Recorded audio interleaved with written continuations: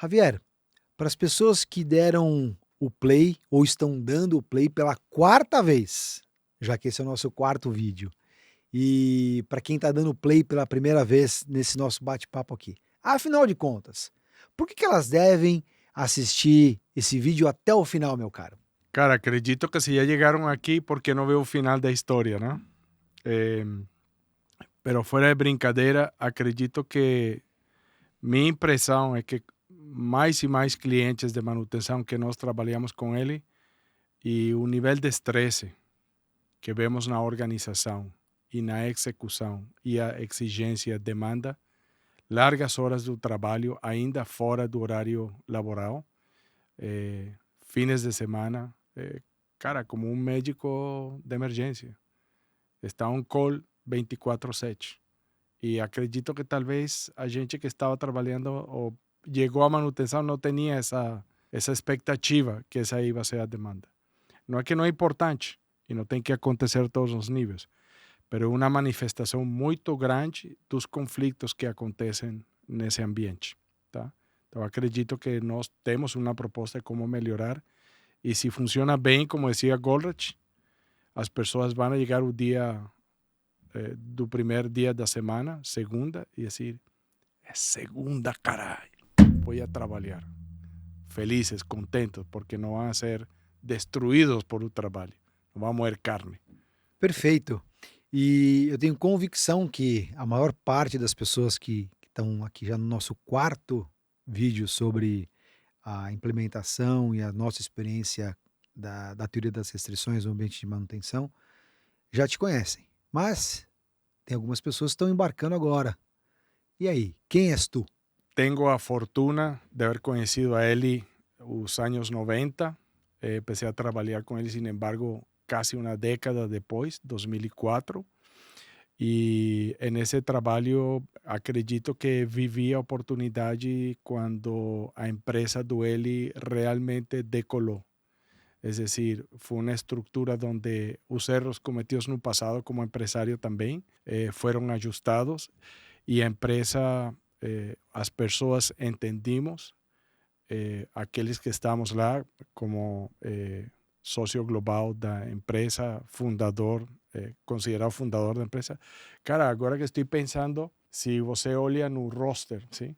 O time, a placa aí que tem de todas as pessoas, não sei se sobreviviente é uma definição correta ou não, pero soy dos membros fundadores que mais tempo tem lá. E acredito que não han encontrado jeito de deshacerse de mim, ou eu gosto demais estando lá. Pero fundamentalmente para mim foi materializar uma coisa que nunca sonhei, ni pensei, ni persegui. O que estava perseguindo era outra coisa diferente, tinha una meta, un goal particular, pero me encontré con un cara una persona que hoy considero que es un genio subestimado, porque muita gente não conhece, Sim. com uma contribuição imensa, e eu tive a oportunidade de estar a seu lado, falar, trabalhar e receber também mis correções comportamentais né, do chefe, e desenvolver ferramentas, aplicações em todos os ambientes que Goldratt participa hoje em todo o mundo. Correções comportamentais, tais como aquelas que você faz comigo. Então, que bom. Sim. Nunca com violência. Afinal de contas, como ele diria, né? Amigo é aquele que atua na sua restrição. A restrição. E nossa restrição sempre é aquele elemento que nos bloqueia para ser melhores. Principalmente como pessoas. Só como pessoas. Isso aí. Maravilha. E para você que eu estou tendo a oportunidade de conhecer agora, nesse bate-papo junto com o Javier, eu tive uma baita sorte de ter conhecido o Eli Goldratt há 32 anos atrás. Neste ano de 23, eu completo 20 anos trabalhando com a teoria das restrições. E ao longo dessa jornada, especialmente no processo de venda e de implementação de projetos no ambiente de manutenção, em segmentos de fertilizantes, petroquímico, óleo e gás, papel celulose, enfim, em várias indústrias. E para mim, o mais importante ao longo dessa jornada, já que falamos de amizade, né, foi ter tido a oportunidade de construir amizade com pessoas tão especiais, entre elas o Javier. Obrigado. E ao longo dessa jornada, Também, atualmente, eu estou como um dos Engagement Directors da Goldratt Consulting. Então, Dr. Javier, vamos ao que viemos. Fala. Vamos embora. No primeiro vídeo, nós falamos dos fundamentos, daquilo que o Eli Goldratt trouxe no best-seller e no long-seller A Meta para o ambiente de manutenção. Já no nosso segundo bate-papo, nós falamos sobre, afinal de contas, o que mudar, Sim. quais as premissas fundamentais dos gestores mudarem no fluxo de manutenção ainda também. Para o que mudar, foi o nosso terceiro vídeo, então estamos cá no quarto vídeo, a pergunta que não quer calar, Dr. Javier. Como causar a mudança? Como eu faço semelhante coisa quando eu tenho que persuadir? Exatamente. Primeiro, e obviamente estamos exponiendo outra área significativa que talvez a maioria das pessoas não conhecem, porque quando uno fala teoria de restrições em operações, cadeia de suprimentos, manutenção, certo? A gente fala das aplicações, tá? Agora, do processo, como teoria de restrição enxerga, coloca, estabelece um processo de mudança que tem que estar colocado, são dois caras da moeda, ¿sí? Uno es un proceso de mudanza. ¿Por qué? Porque él decía, cualquier mejoría requiere una mudanza. Okay. ¿Sí? Porém, Porém, no cualquier mudanza produce una mejoría. Ahora sí. Ou seja, que temos que fazer a mudança correta. Perfeito. Es decir, ¿cuál es la mudanza que nos va a asegurar el resultado? Perfeito. Falamos al principio de la primera pregunta que tiene que ver con o qué mudar, Sim. ¿cierto? Y cuando falamos de eso, estamos falando de entendimiento y conocimiento estratégico. ¿Sí? Es decir, ¿cuál es el problema fundamental como gestor do sistema, das pessoas que influimos sobre as decisões e definimos que, como e quando vai ser feito algo? Sim. Essa estratégia, sim, tática da companhia, e esse é o conhecimento que tem que estar lá da gestão. Entender para onde a organização tem que ir. Depois falamos de para o que mudar, ¿sí? Que são elementos da solução, neste caso o fluxo, etc. Pero aqui estamos falando netamente do conhecimento e entendimento operacional. Que faz, como faz, quem faz. É o desenho da solução. Agora estamos falando do verdadeira etapa onde a maioria das iniciativas, ideias e projetos atrapalham e não concluem. Y son dejados de lado porque es muy difícil, que es cómo causar a mudanza. Eso significa que estamos hablando de conocimiento psicológico das personas y entendimiento comportamental. Y por eso que hemos venido tocando así tangencialmente o a veces hablando sobre las herramientas de raciocinio. El diferencial noso y de teoría de restricción no tiene solamente que ver com aquilo que são as soluções poderosas, aplicações de como resolver operações, as cadenas de suprimentos, projetos. A gente até ouviu que teoria das restrições é gestão de gargalo, né? Quando uno está aí, recebe um golpe aí na barriga e diz, não pode ser que essa seja a ideia que eles têm. E é o problema nosso de comunicar melhor. Pero claramente, quando falamos de mudança, agora sim vem como vamos a tratar esse elemento de comunicação das ideias, explicar as premissas, por que pensamos, como pensamos e como estimular a uma pessoa que queira abrir a porta da mudança interna, porque ninguém muda se não está convencido que quer mudar. E a única pessoa que pode decidir se a mudança vai ou não vai é só um. Sou eu mesmo. Tá? Então, nesse sentido, acredito que a parte menos conhecida e que a nós nos atrapalha mais do ponto de vista que é onde mais esforço temos que colocar, é precisamente a gestão da mudança. E que hoje todo mundo fala gestão da mudança e fala uma quantidade de coisas. Nunca he visto um processo definido de gestão de mudança melhor, organizado, estruturado e com um conhecimento que qualquer pessoa comum como eu, sim, pode entender e pode fazer com uma taxa de sucesso elevadíssima. ¿Por quê? Porque está basada em um dos princípios fundamentais da teoria de restrições, que é respeito. E respeito significa que as pessoas são boas. Coisa que ele dizia e todo mundo, ¿no? Morto de risa e decir, incrédulo, ¿sí? Com um prejuízo de que Esse Eli está louco. E por que ele fazia essa afirmação?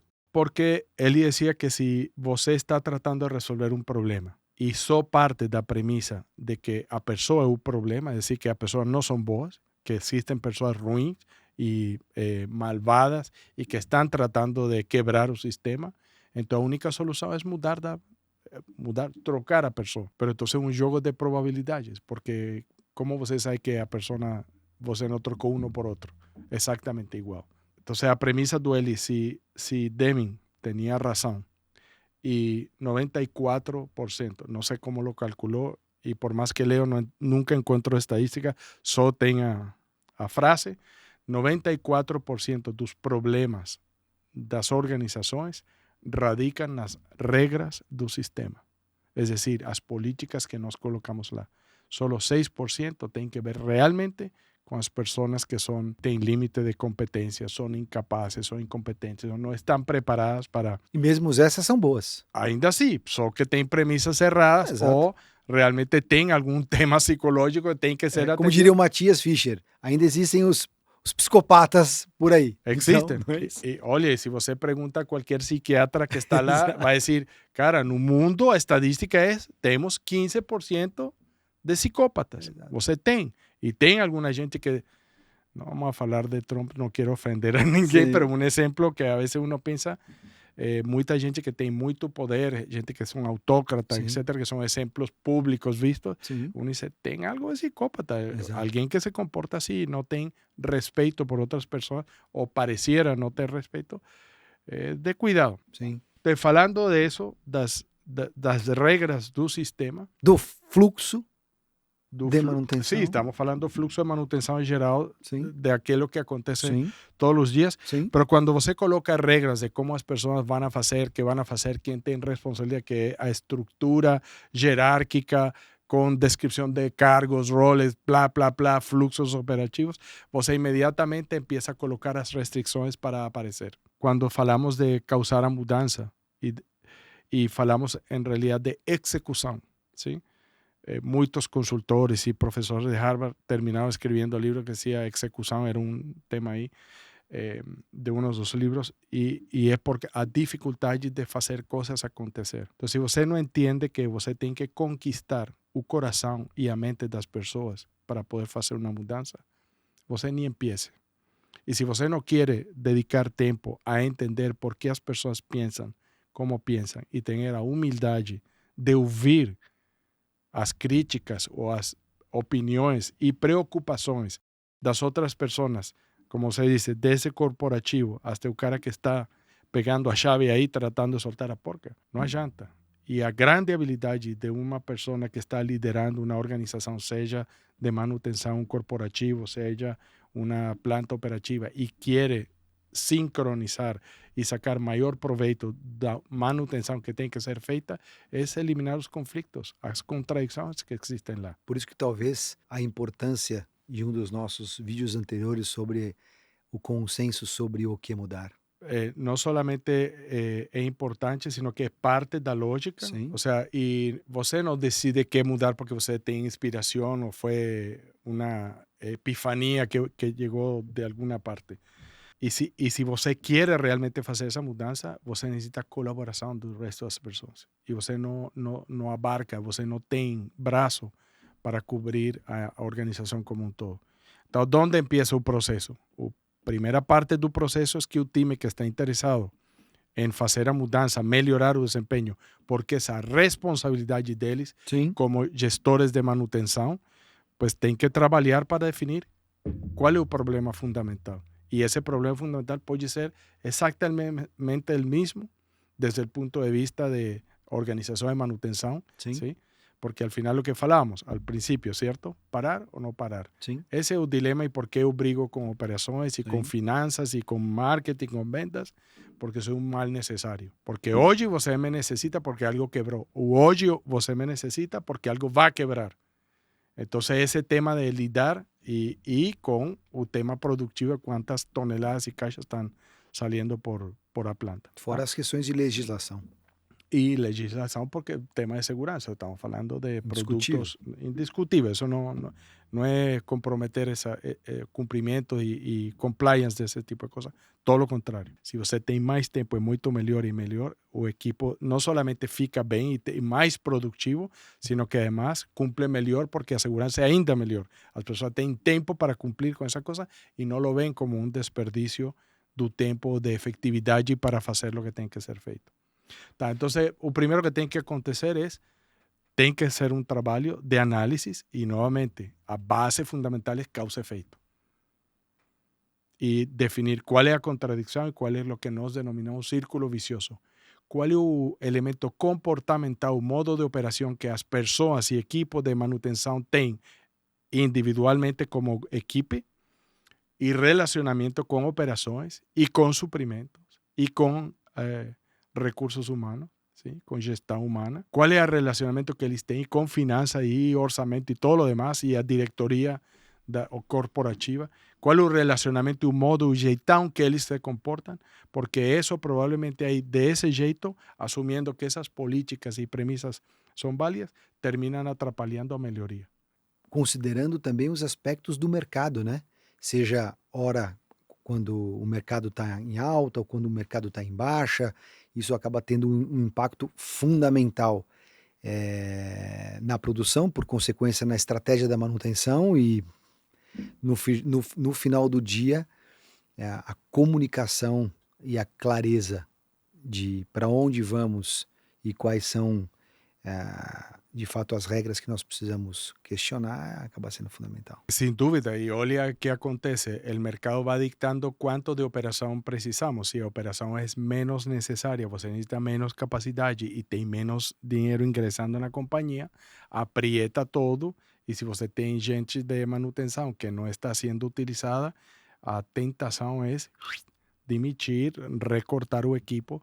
Y hoy cuando você vai grandes clientes nossos, você entende que as paradas gerais e o equipo de manutenção, muita coisa está terceirizada. ¿Por qué? Porque en alguna parte se instaló que estratégicamente no es core, ¿sí? Cuando core es todo lo que la empresa hace. Para mí es uno de mis grandes dores desde el punto de vista que estratégicamente es entender que si você solo sofoca en aquello que es core y las funciones de soporte que você no precisa de TI, por ejemplo, hoy cada día más. Entonces, ¿por qué no terceriza ahora a TI? Porque TI no responde por fuera igual que dentro. Entonces, olha que la tecnología va cambiando las cosas y por eso digo, tal vez es una percepción errada de que todo lo que no es core tiene que ir para afuera. Y lo mismo cuando las empresas consolidaron y contrataron la parte de compras o la parte administrativa, de gestión, contable por fuera, todo eso, uno realmente, si uno está creando empresa y quiere ser sucedido, nuevamente, tirar algún recurso para afuera, limitar a capacidad y aumentar la probabilidad de que eso vire gargalo, es un riesgo. Sim. Y eso acredito que las personas no ven cuando hacen eso, pues están oleando el óptimo local de cuánto me cuesta, no cuánto produce. Y la idea con manutención siempre es la misma, ¿sí? Es que ellos no producen. ¿Cómo que no? Cuando ellos entregan un equipamiento después de aqueció y en lugar de demorarse una semana en aquecer y tener a máxima productividad, ¿cierto? Cerca de la capacidad nominal del equipamiento, você está recibiendo un equipamiento no en 3 días, sino en un día. Y você tem 100% do aquecimiento y condiciones, seguridad, productividad. No, você prefiere esperar 5, 6, 7, 8 días y terminar con 80% de la capacidad real. ¿Por qué? Porque no había tiempo suficiente para hacer manutención o porque no tenemos todos los equipamientos y tenemos que diferir, ¿sí? O sea, siempre hay algo que volta. E depois que houve esse consenso entre os gestores, seja o diretor da planta, inclusive com o corporativo. Recién empezamos, mi querido amigo, porque estamos hablando primero es ponerse de acuerdo en consenso de que vamos a enfocarnos en un problema fundamental y es nuestro modo operacional. Perfecto. ¿Tá? Entonces son políticas, reglas, cómo nos entendemos. Ahora, una vez que eso está, ahora, igual que hemos estado hablando en esta serie de de reuniões bate-papos é, agora sim, qual é a solução? E a solução está dada, é como aplicamos os princípios de teoria de restrições no fluxo para acelerar o fluxo, controlar o WIP, ¿sí? Fazer full kit. Não tem mais ciência, manutenção é isso. É um ambiente de projeto altamente variável, dependência. ¿Sí? A solução tem os mesmos elementos. Diferente agora é como vamos a implementar. Então significa que a Goldratt, ela tem uma solução de prateleira, então ela vai lá, chega na empresa e pumba! Não, porque são pessoas. A solução tem os mesmos princípios. Ah, ok. E isso quer dizer que se você está em manutenção, os princípios vão ser os mesmos, elementos da solução os mesmos, só que como você implementa controle do WIP, como faz o controle de não sobrecarregar a capacidade com o trabalho e frente de trabalho. Qual é a capacidade que você quer ter, igual que um equipamento nominal, numa manutenção regular, ¿sí? Do fluxo. Como você vai fazer full kit? Quem faz compra, suprimento? Quais são os sistemas? Cara, hoje em dia todo mundo tem um sistema aqui lá, um ERP aqui cá, e então nesse sentido não é imediatamente copy-paste. Ou seja, eu estou entendendo, para validar meu entendimento, de que a probabilidade de alguém fazer parte da solução sem ter sido convidada para consensar qual é o problema é bastante baixo, de que na execução, ou seja, no como causar a mudança, no fluxo do seu processo de manutenção, para quem está nos vendo aí, é bastante desafiador. Por que você e eu não entendemos? Porque não paramos de falar, certo? Literalmente. Literalmente. Então, acredito que nas empresas é isso, e muito de lo que você e eu falamos, e em nossa equipe, em Goldratt, é que as pessoas esqueceram de falar o que tem no coração, o que tem aqui e o por que pensam como pensam. E isso tem que ser revelado, exposto, transparentado com a organização. Porque é a única forma que eu entendo se eu vou a colaborar ou não. Quando vou a colaborar? Quando vejo que o propósito é o mesmo meu. O que eu vou a fazer e me vai ajudar a mim. Hasta esse nível tem que chegar a comunicação e gestão da mudança dentro de um processo tão formal, profissional como um sistema de manutenção do fluxo regular. Sim. Numa reunião da vida, você trouxe um exemplo sobre um superior seu, quando você começou a trabalhar, que olhava no relógio. Pela sua fisionomia, você já lembrou, então não vou me prolongar, mas só para quem está nos assistindo contextualizar. Já que nós estamos falando sobre para o que mudar no gestão do fluxo da manutenção. Sim. Será que os gerentes de manutenção, os coordenadores, os líderes de manutenção, que pelo próprio nome diz, que lideram pessoas. Sim. Como que você enxerga para o que eles poderiam mudar em relação a medir as pessoas? Fala um pouquinho, conta aquela história do relógio. Ou seja, ele tem uma máxima, e digo máxima porque uma frase, não sei de onde la sacou, se é original dele ou quê, pero a frase é tão simples como esta. Diga-me como você me mide e eu vou dizer como me vou a comportar. E o silêncio é a propósito. ¿Sí? O que significa isso? Eu estou entrando a empresa multinacional, ¿sí? Como isso é um fato, não é uma historinha. Não, isso é um fato. É um fato e sou eu a vítima do maltrato profissional. ¿Sí? Então, recém iniciado na companhia, feliz, Procter & Gamble, uma companhiaça, e todo mundo aí com inveja, e dizer, cara, como que você entrou a trabalhar lá? Mano, para dar o impacto do momento. Primeiro dia laboral. Uma das coisas que foi atrativa, nós somos uma empresa moderna. Temos horário flexível de entrada. E o que significa isso? Você pode entrar desde as 7 até as 9. E de acordo ao horário de entrada, você sai antes ou sai depois. Fica tranquilo. Por quê? Porque nós entendemos, profissional de carreira, inteligente, com gestão, Nós trabalhamos com adultos. Essa foi a explicação que eu recebi. Tá? E, não pode ser. Eu estava acostumado aí a empresas familiares e coisas, e briga entre pessoas dentro da casa. Não pode ser que toda a empresa multinacional deste nível, com, claro, 100 anos de existência, todas essas coisas já são bagunça, já eles corrigiram, já entenderam como tratar bem as pessoas. Agora vai. Agora sim, eu vou aproveitar ao máximo. Primer dia, digo, estoy emocionado, eu quero ir lá. E tinha um trecho largo, havia que ou metro ou em carro, tá? Era longe a parte muito forte, fora da cidade, porque estava em uma planta, Sim. nosso primeiro centro de desenvolvimento, tá? Longe pra caralho, pra caraca. Então, chego lá, digo, não, 7:15, tá? Vou chegar cedo aí para começar meu dia. Estou caminhando e na ruta a mi escritório tinha que passar por a oficina ou por o escritório do meu chefe, tá? E vou passando e o cara tem a porta aberta, está em seu escritório, e quando vou passando lá, olha que estou entrando e pega a vista assim, baixa e vê o relógio. E eu notei que o cara viu o relógio. Claro. Eu, ok, não passa nada. Coincidência. Foi, nada, coincidência, essa coisa acontece. Segundo dia, cara, tranquilo, 7:30, pá, essa coisa. Cara, passo, olha o relógio. Dia tras dia que fui entrando as primeiras 2, 3 semanas, cada vez que eu entrava, o cara mirava o relógio. E cada vez que eu entrava, ele já estava lá. Não. Como assim? Que horário flexível? O cara mira o relógio, tem a expectativa. E não pode ser, tenho que ganhar. 7 da manhã, o cara lá, mirando o relógio.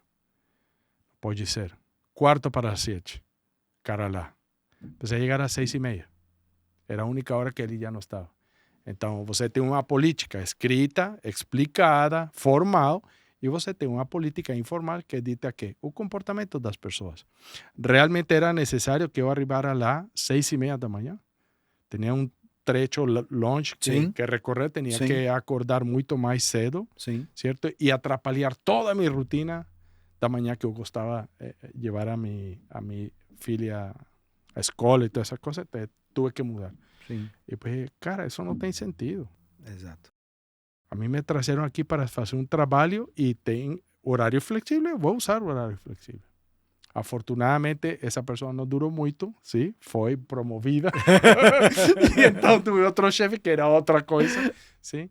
Pero esse jeito, al final, pues simplesmente o tema do trabalho, pero essas políticas, esses indicadores, não são solamente aqueles que colocamos aí no...